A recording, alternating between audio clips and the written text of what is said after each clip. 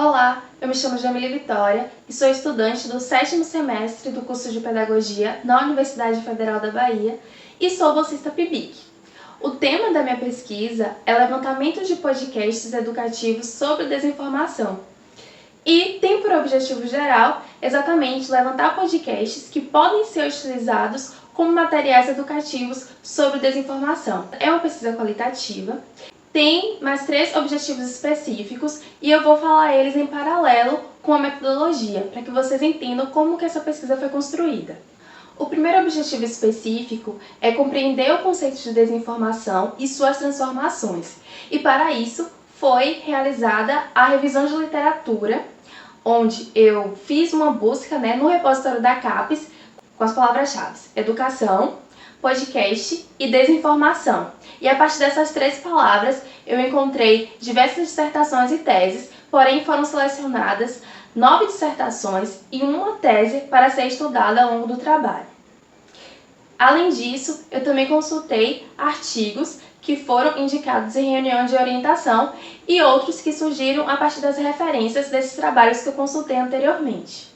Destaco 2 trabalhos que contribuíram significativamente para a minha pesquisa, que foi a dissertação de Raila Spindola, que se propôs a analisar as percepções de jovens de ensino médio que consumiam e interagiam com podcasts educativos, e a tese de Eduardo Yoshimoto, que se propôs a analisar os discursos produzidos por estudantes do ensino médio em um podcast escolar.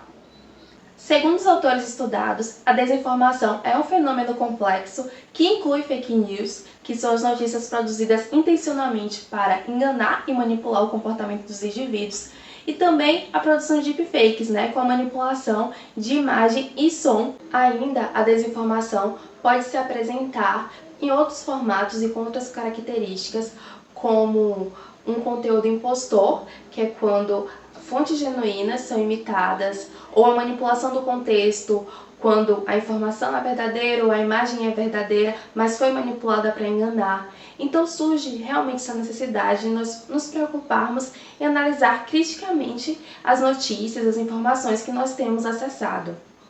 As redes sociais é um ambiente propício para a propagação da desinformação e as agências de checagem trabalham no enfrentamento da desinformação, porém é um processo rigoroso de análise dessas notícias e às vezes demanda um tempo e as fake news elas se proliferam muito rapidamente. Então é importante também que a gente assuma um compromisso individual no enfrentamento à desinformação. O segundo objetivo específico é levantar podcasts educativos sobre desinformação. E para isso, eu realizei uma pesquisa na plataforma Spotify e consegui levantar 14 podcasts para análise. Dos 14 podcasts analisados, eu vou indicar 2 deles que podem ser utilizados para estudar sobre a temática desinformação, que é o podcast Reflexo, da agência Lupa, que é uma agência de checagem de notícias, e o podcast Tecnopolítica, que é desenvolvido pelo pesquisador Sérgio Amadeu. O terceiro objetivo é produzir podcast educativo sobre desinformação, e para isso eu realizei a escrita de 3 roteiros e um deles foi escolhido para a produção. O tema do roteiro escolhido foi desinformação e fake news. A produção se deu na entrevista com o pesquisador Felipe da Silva Ponte de Carvalho, que é professor do programa de pós-graduação em educação na Universidade Estácio de Sá, no Rio de Janeiro. Então, por exemplo, a própria desinformação, que é uma informação falsa ou errônea, ela, em tempo de cibercultura, ela ganha uma proporção que visa também alguns fins políticos, moldar a opinião pública, formar um ideal de sujeito. A Base Nacional Comum Curricular incentiva a utilização do podcast como recurso didático no campo das habilidades de língua portuguesa no ensino fundamental, anos finais, e destaca principalmente a escrita dos roteiros e a produção desses podcasts.